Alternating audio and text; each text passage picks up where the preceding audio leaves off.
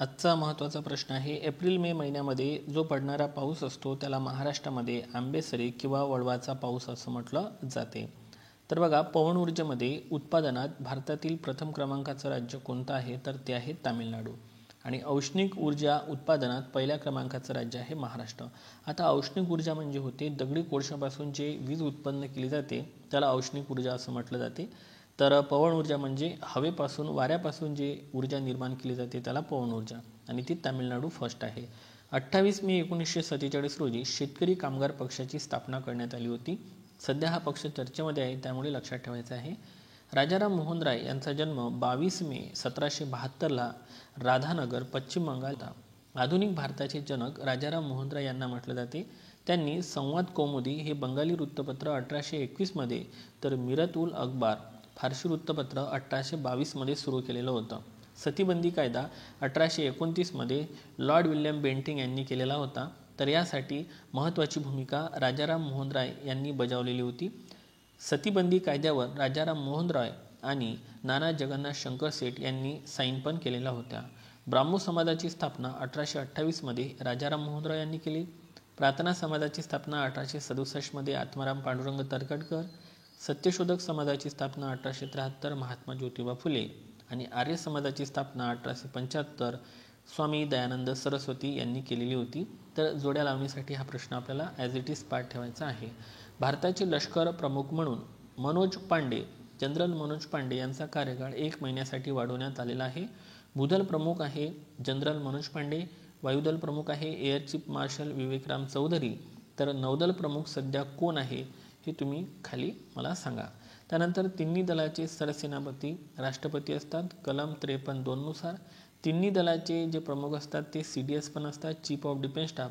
आपले पहिले जे CDS होते ते होते जनरल बिपिन रावत, आता आहे अनिल चौहान. त्यामुळे हा प्रश्न पाठ ठेवायचा आहे. जागतिक भूक दिवस 28 मेला साजरा केला जातो. या दिवसाची थीम होती संपन्न माता संपन्न विश्व. ओके, संपन्न माता संपन्न विश्व.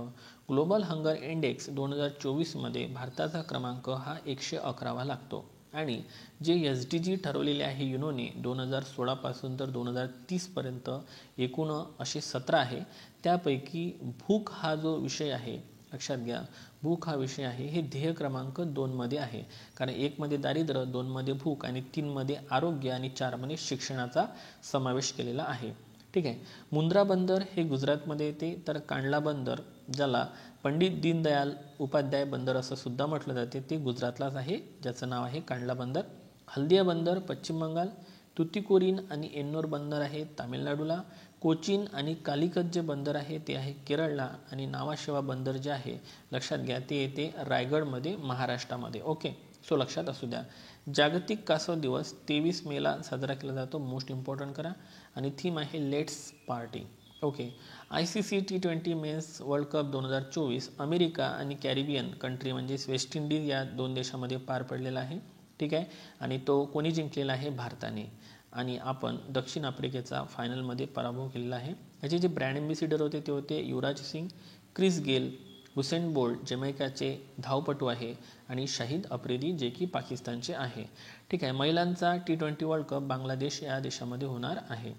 भारतात 4000हून जास्त गंगा डॉल्फिन असल्याचे भारतीय वन्यजीव संस्था, जी की डेहराडूनला आहे उत्तराखंडमध्ये, यांनी सांगितलेले आहे. सो भारतीय वन्यजीव संस्था कुठे आहे असा वन लायनर क्वेश्चन तुम्हाला येऊ शकतो. तर डेहराडून उत्तराखंड. 31 मे तंबाखू विरोधी दिवस आहे, लक्षात असू द्या. आणि 2024ची थीम आहे protecting children from tobacco industry interference. तंबाखूवर बंदी घालणारा देश भूतान आहे, आणि तंबाखू विरोधी ब्रँड ॲम्बेसिडर आहे PV सिंधू. तंबाखू संशोधन संस्था राजमहेंद्री आंध्र प्रदेश या ठिकाणी येते. 18 मे 1974ला पोखरण येथे अणुचाचणी घेण्यात आली होती. याला 50 वर्ष पूर्ण झालेले आहे. ऑपरेशन बुद्ध स्माईल हे नाव होतं ऑपरेशनचं, आणि तत्कालीन पंतप्रधान इंदिरा गांधी ह्या होत्या. सो 50 वर्ष झालेले आहे कंप्लीट. हा प्रश्न आपल्याला इथे लक्षात ठेवायचा आहे. तर 11 मे 1998ला पोखरण अणुचाचणी झाली होती. याला 25 वर्ष पूर्ण झालेले आहे, आणि नाव आहे ऑपरेशन शक्ती. सो पंतप्रधान होते अटल बिहारी वाजपेयी. आणि म्हणूनच 11 मे हा राष्ट्रीय तंत्रज्ञान दिवस म्हणून सुद्धा आपण साजरा करतो. आणि शेवटचा प्रश्न आहे, आंतरराष्ट्रीय बुकर अवॉर्ड 2024 जेनी एर्पनबेक व मायकल हॉफमॅन यांना देण्यात आलेला आहे. पुस्तक आहे त्यांचं कॅरोस. इंग्रजीमध्ये अनुवादित केलेल्या साहित्याला हा अवॉर्ड दिला जातो. ठीक आहे, त्यामुळं इंटरनॅशनल बुकर अवॉर्ड जो आहे, आंतरराष्ट्रीय बुकर अवॉर्ड कोणत्या पुस्तकाला मिळालं तर कॅरोस. आणि लेखक कोण आहे? जेनी एपरबेक आणि मायकल हॉफमॅन. आणि जेनी एपरबेक हा अवॉर्ड मिळवणाऱ्या पहिल्या जर्मन व्यक्ती ठरलेल्या आहे.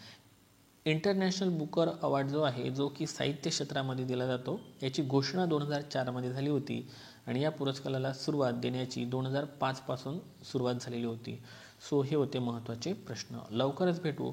तोपर्यंत take care and thank you so much.